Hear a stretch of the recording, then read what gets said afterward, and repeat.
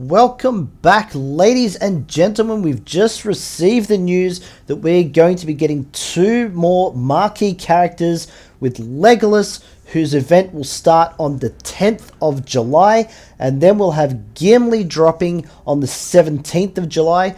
Both of these you will be able to unlock for free at 3 stars. Unfortunately, the higher levels will be locked behind that paywall, just like the other marquee characters.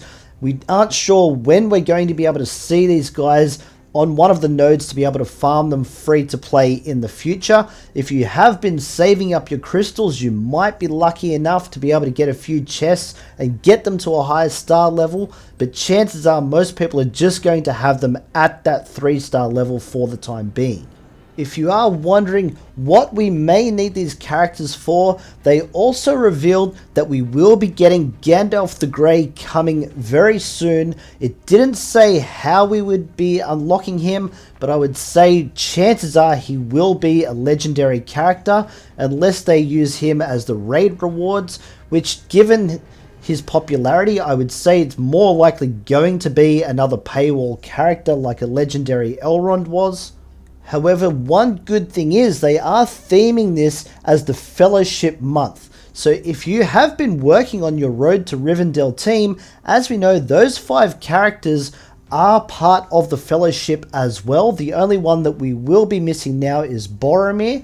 But if you only need 5 characters from the Fellowship to unlock Gandalf, you may be lucky enough to get away with just that Road to Rivendell team. Getting back to our marquee characters, let's take a little bit of a snapshot of their abilities. We'll start with Legolas. Off his basic, he is going to be doing 160% damage, and then it says on turn, Legolas also attacks the most wounded enemy for 110% damage. Now, I'm not understanding what it means by this on turn business. Does that mean that he automatically shoots at the most wounded character as soon as he takes a turn, or only when he uses that ability? I'm not 100% sure. I guess we'll find out in a few days' time once we get to use him. But on to his second ability, and this is where you can already start to see that he's going to start to undo some of those Rivendell teams, where he attacks the target enemy 3 times for 120% damage per hit.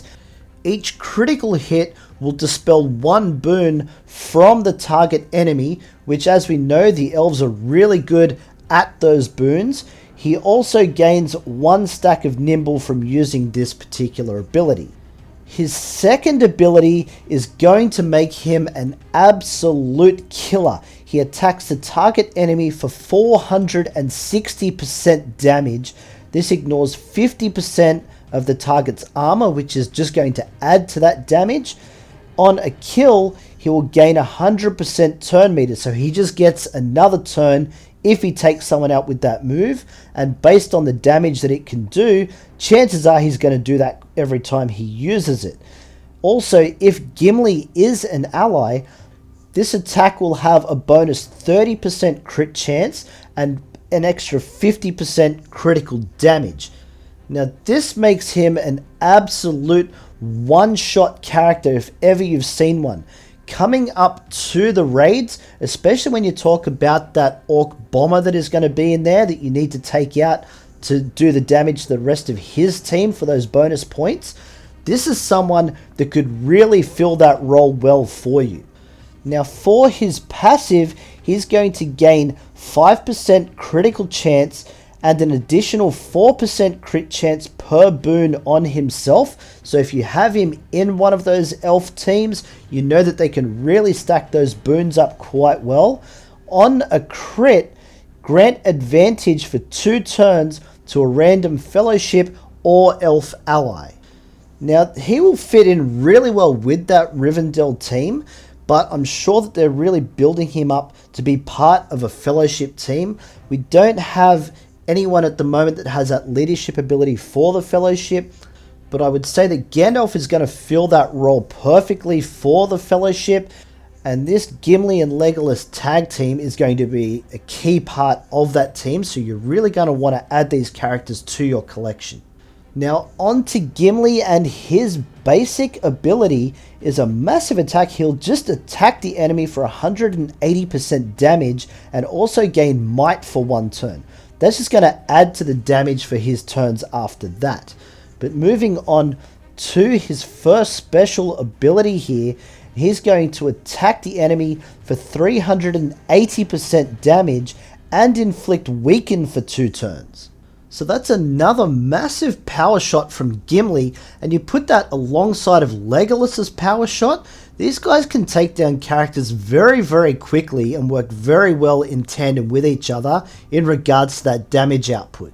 Now moving on to his second special ability, and this is where that real dwarven tankiness comes into it. He gains 4 stacks of provoke, gain 3 stacks of regeneration for 2 turns to himself and the 2 most wounded allies. He also grants 2 stacks of defensive to the most wounded fellowship or dwarven allies. So this ability here is really going to add to that whole survivability of that fellowship team.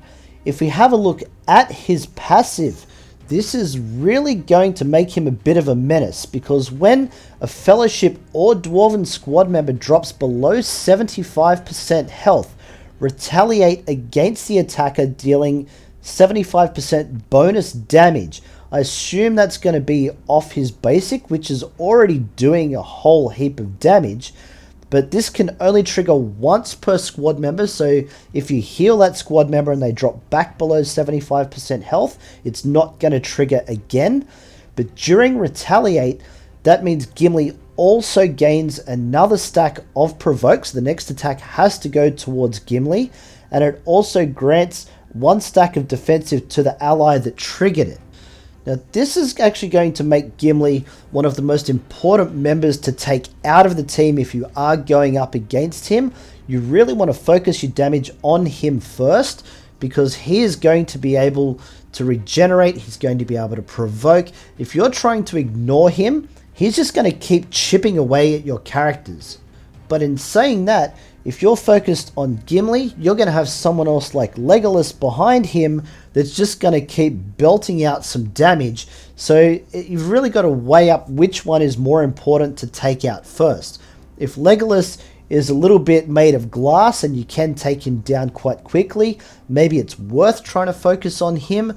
But Gimli is definitely a great version of a tank that you're really going to want to have in your team. Don't forget, you are collecting him for free, so there is nothing wrong with leveling him up and putting all that gear on him. He's still going to be quite useful at that 3-star level. Now hopefully we do get a little bit more information on Gandalf in the near future. I'd really like to see what he's going to bring to this team. If he has some kind of healing ability, that could really make this fellowship team quite a potent team to come up against. And if you are using them, there's going to be plenty of areas in the game where they're going to be able to be very, very effective, especially with those raids coming up. But I want to know what your guys' thoughts are. Do you think these marquee characters are good for the game, or do you think that that paywall that they are behind is really going to hold a lot of players back and really limit the amount of fun that they're going to be able to have with them, because you're not going to get access to some of those legendary characters the first time around? Let me know what you think down in the comments below. But that's it for this one, guys. Don't forget, like and sub. You know the deal. We got plenty more Heroes of Middle-earth coming your way. Don't miss out, and we'll catch you in the next one.